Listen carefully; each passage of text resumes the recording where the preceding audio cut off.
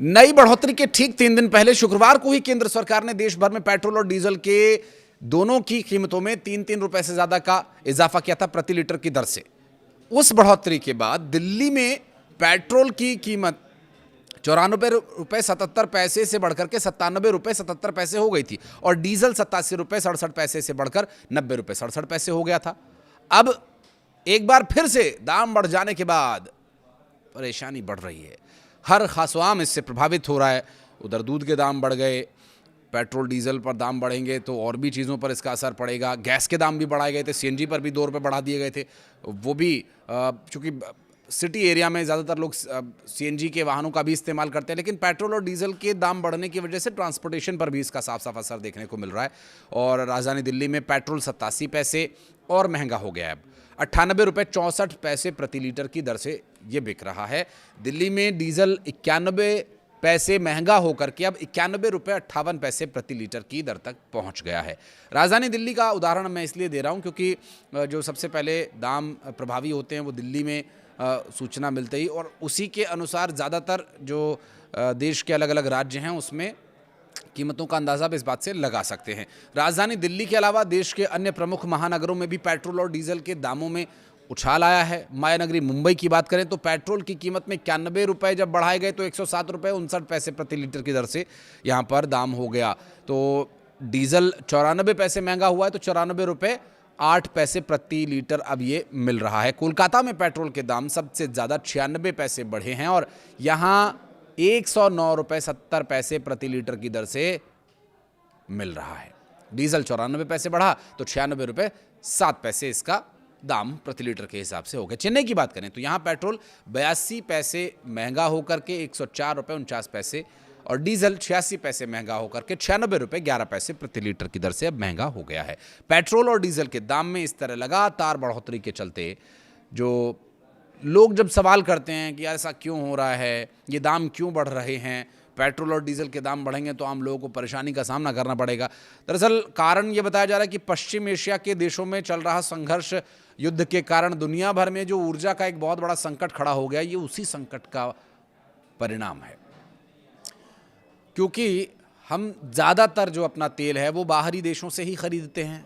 भारत में तेल के लिए कोई ऐसा हमारे पास सोर्स नहीं है जिससे हम तेल निकाल सकें, तो इसलिए हमें ख़रीदना पड़ता है।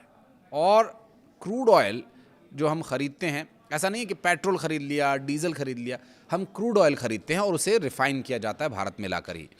जैसे मथुरा में एक रिफ़ाइनरी है, इस तरह से देश के अन्य अन्य जगहों पर रिफ़ाइनरीज़ हैं और वहाँ पर जा कर के इन्हें रिफ़ाइन किया जाता है, जिससे करीब 12-13 तरह के ईंधन अलग अलग प्राप्त होते हैं और अलग अलग महत्वपूर्ण वस्तुएं उससे तत्व हम निकालते हैं, जिसमें पेट्रोल है, डीजल है। सबसे पहले जो विमान का फ्यूल है जो बहुत हाई क्वालिटी का होता है उससे निकाला जाता है। उसके बाद उसके टेम्परेचर को चेंज कर करके उसमें से रिफ़ाइन करके पेट्रोल, डीजल, कैरोसिन ऑयल और चारकोल और जेली, ये सब बहुत सारी चीज़ें निकलती हैं। अलग अलग तरह के पेट्रोल निकलते हैं, अलग अलग तरह के फ्यूल्स निकलते हैं। तो क्रूड ऑयल जो है वो प्रति बैरल की दर से ख़रीदा जाता है और प्रति बैरल की दर में दाम में इजाफा हो जाने की वजह से काफ़ी समस्या उत्पन्न हो रही है। और कारण यही अमेरिका, ईरान, इजराइल, इससे जुड़ा हुआ एक और जो महत्वपूर्ण विषय वो ये कि विवाद समुद्री व्यापार के रास्ते को लेकर है, स्ट्रेट ऑफ होर्मुज, जिसमें एक बड़ी बाधा रुकावट ये बन गई क्योंकि वो ईरान के एरिया से निकलता है, ईरान की उस पर सीधी पकड़ रहती है। और ये एक ऐसा क्षेत्र है कि ईरान की पकड़ होने की वजह से ईरान ने अमेरिका को दबाव में लाने के लिए इस पूरे रास्ते को ब्लॉक किया हुआ था और इसी ब्लॉकेज की वजह से उस पर काउंटर ब्लॉकेज जो है अमेरिका ने किया हुआ है। ऐसे में जो व्यापारी जहाज़ हैं जब भी वो यहाँ से गुज़रते हैं तो कोई ना कोई उन पर हमला कर देता है, किसी न किसी वजह से वो ख़तरे में आ सकते हैं, इसलिए वहाँ पर ब्लॉकेज है। और स्ट्रेट ऑफ होर्मुज के एरिया से पहले ही वो सारे जहाज़ रुके हुए हैं, फंसे हुए हैं। भारत के भी कई जहाज़ फंसे हुए हैं। इस साल 28 फरवरी से अमेरिका और इजराइल के बीच, अमेरिका, इजराइल और ईरान के बीच जो युद्ध शुरू हुआ, जिसमें इजराइल, अमेरिका एक तरफ हैं, सामने ईरान है, उसके बाद से जो क्रूड ऑयल है उसकी कीमत रिकॉर्ड ऊंचाई पर पहुंच गई है। भारत में फिर भी अपेक्षाकृत ये नियंत्रित तरीके से दाम बढ़ाए गए हैं, चूँकि इलेक्शन थे, ऐसे में इलेक्शन में अगर दाम बढ़ते तो जाहिर है सत्ताधारी दल पर उसका बहुत असर पड़ता। तो वो सारा जो समय था वो किसी भी तरह से मैनेज करके दाम नहीं बढ़ने दिए गए। लेकिन अब इलेक्शन चूँकि कंप्लीट हो गए हैं और तेल कंपनीज़ को भारी नुकसान भी हो रहा है, जिसकी वजह से इसको प्रभावी बनाने के लिए कि आपका नुकसान कम हो, और चूँकि नुकसान को देखिए डिवाइड कर दिया गया है।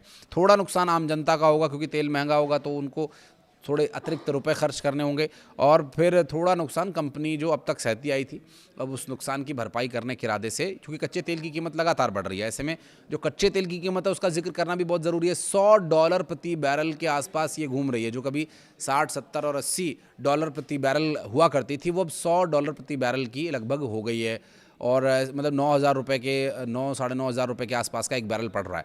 हालांकि मौजूदा अमेरिका के राष्ट्रपति ट्रंप और ईरान इस इलाके में लंबे समय के युद्ध विराम की बातचीत के लिए कोशिश कर रहे हैं। एक और बहुत ही दिलचस्प जानकारी आ रही है, एक बार पुष्टि हो जाए तो उसके लिए एक और अलग से मैं वीडियो आपके लिए लेकर आऊँगा। फिलहाल जो स्थिति है उस पर अगर बात करें तो पेट्रोल और डीजल के दामों में इस तरह की लगातार बढ़ोतरी के पीछे ये अंतर्राष्ट्रीय स्थिति तो है ही, साथ ही उसकी वजह से जो समस्या तेल कंपनीज को आ रही है उसका भी निवारण करना ज़रूरी है। और ऐसा नहीं है कि पेट्रोल और डीजल के दाम बढ़े, इसका असर सीधे तौर पर आम आदमी तक पहुंचाए जाने वाली हर उस वस्तु सेवा के दाम बढ़ने का असर हो सकता है जो पेट्रोल और डीजल के माध्यम से आप तक पहुंच रही है। क्योंकि अगर डीजल बढ़ेगा तो चूँकि ज़्यादातर जो भारी लोडिंग वाले वाहन हैं वो ट्रांसपोर्टेशन वाहन सब डीजल से ही चलते हैं, और डीजल के दाम में ज़्यादा इजाफा हो रहा है। पेट्रोल फिर भी अपेक्षाकृत नियंत्रित तरीके से दाम बढ़ रहे हैं, लेकिन डीजल के दाम में ज़्यादा इजाफा हो रहा है। अभी इस हाल ही में जो अभी जिसकी हम आपको जानकारी दे रहे हैं तो 87 पैसे पेट्रोल बढ़ा है, 91 पैसे डीजल का दाम बढ़ा है। तो 91 पैसे 87 पैसे में करीब 4 पैसे का जो फ़र्क है वो आप देख सकते हैं। इसी तरह पिछली बार भी हमने देखा था ₹3.11, ₹3.14। तो ये जो स्थिति है हर ख़ास आम पर पड़ रही है। उधर दूध के दाम भी ₹1 ₹2 के हिसाब से बढ़ा दिए गए। जो आधा लीटर दूध का पैकेट मिल रहा था उस पर ₹1 और पूरे 1 लीटर पर सीधा ₹2 का दाम का इजाफा हो गया, क्योंकि ट्रांसपोर्टेशन बढ़ गया ना। तो अब आपके घरों तक, आपके उन सेंटर्स तक जहाँ से आप दूध लेकर आते हैं वहाँ पहुँचाने में जो वाहन में तेल जलता है तो वो सीधा सीधा असर डालता है।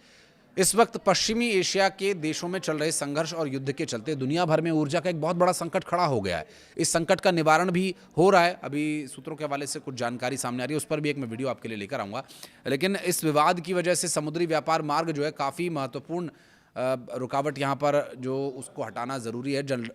ये स्ट्रेट ऑफ होर्मुज की मैं बात कर रहा हूँ। इस साल 28 फरवरी से अमेरिका और इजराइल ईरान के बीच चल रहा संघर्ष एक बड़ी समस्या का कारण बना हुआ है।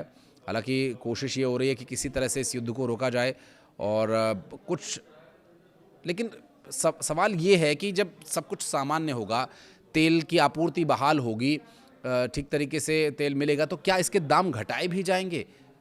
पेट्रोलियम मंत्रालय के अनुसार इस बढ़ोतरी के बाद कंपनीज को दैनिक घाटा करीब 25% कम होकर के 750 करोड़ रुपए रह गया। पहले ये लगभग 1000 करोड़ तक पहुंच गया था।